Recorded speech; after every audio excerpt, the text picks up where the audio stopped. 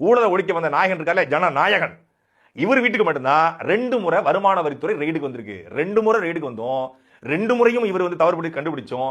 இவர் நீதிமன்றத்துக்கு போய் எனக்கு ரிலாக்ஸேஷன் கொடுங்க, எனக்கு இது கொடுங்க, காலதாமதம் ஆயிருச்சு, நான் அப்படி பண்ணிட்டேன் இப்படி பண்ணிட்டேன் உருட்டி கொண்டிருக்காரே ஒழிய இதுவரைக்கும் வருமான வரியை ஒழுங்காக செலுத்தியது இல்லை. 1 லட்சம் ரூபாயை கூட கட்ட முடியாதுன்னு சொன்ன உத்தமன் தான் இந்த யோக்கிய சிகாமணி தேவேகாவோட தலைவர் விஜய். இந்த லட்சணத்துல இவரு இந்த நாட்டில் இருக்கக்கூடிய அரசு கட்சி தலைவர் செய்யக்கூடிய ஊழலை ஒழிச்சு நல்லாட்சி கொடுக்க போறான்னு சொல்லி சில பேர் நம்புறான். 2 நாள் மலேசியாவுக்கு போயிட்டு வந்து அதுக்குள்ள அணில் பூரா ஆட்டம் அதிகமா இருக்கு.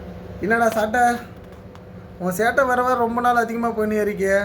என்னைக்கு நீ போய் ஸ்டாலின் அங்கிள், அண்ணன் சொல்லிட்டாரு ஸ்டாலின் அங்கிள் கூப்பிடக்கூடாதுன்னு, சிஎம் சார் கிட்ட என்ன பெட்டி வாங்கினியோ அன்னைக்கு இருந்து எப்போ பார்த்தாலும் விஜயை பற்றி ஏதோ ஒரு நியூஸ் தப்பாக பரப்பி முன்னாடி வர ஒன்றால் தடுக்கவே முடியாது. 2வது விஷயம் என்னன்னா, நீ சாட்ட முறைகளை பொட்ட முறைகள் எப்படி எதுக்கு நான் 30 விழா நடந்துச்சு கரூரில், அதை பற்றி ஒரு வீடியோலாம் போட்டியே இல்லையா? நேற்று இன்கம் டேக்ஸ் கரெக்டாக தளபதி கட்டின்னு இருக்காரு, அதுக்கு ஒரு நியூஸ் வந்தோடனே இன்னைக்கு வியூஸுக்காக போறேடா பொட்ட முருகா. நீ சாட்ட முறைகள் இல்லை, பெட்டி வாங்குற சொட்ட பொட்ட முறைகள். ஓகே, இந்திய பிரபலங்கள்ல அதிக அளவு வருமான வரி செலுத்தியதில் முதலிடத்தில் பாலிவுட் நடிகர் ஷாருக்கான் இருக்கிறார். 2வது இடத்தில் யார் இருக்கா தெரியுமா? நடிகர் விஜய் தான். பாலிவுட் நடிகர் ஷாருக்கான் 92 கோடி ரூபாய் வருமான வரி செலுத்தி இருக்காருன்னு தெரிவிச்சிருக்கு. நடிகர் விஜய் 80 கோடி ரூபாய் வருமான வரி செலுத்தி இருப்பதாகவும், அவரு அதிக வருமான வரி செலுத்திய பிரபலங்கள்ல 2வது இடத்தை பிடிச்சிருக்காருன்னு ஃபார்ச்சூன் தெரிவிச்சிருக்கு.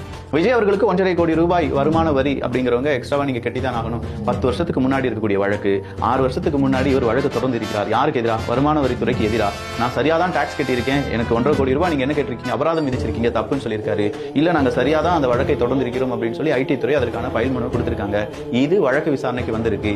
இது இன்னைக்கு ஏதோ நடந்த மாதிரியும் வட்டியை கட்டிட்டு இல்ல அபராதத்தை கட்டிவிட்டு இன்கம் டாக்ஸ் பணத்தை கட்டிவிட்டு உங்களுடைய தலைவரை பேச சொல்லுங்கள் அப்படின்னு சொல்லி திமுக காரங்களாம் சொல்றதை பார்க்கும்போது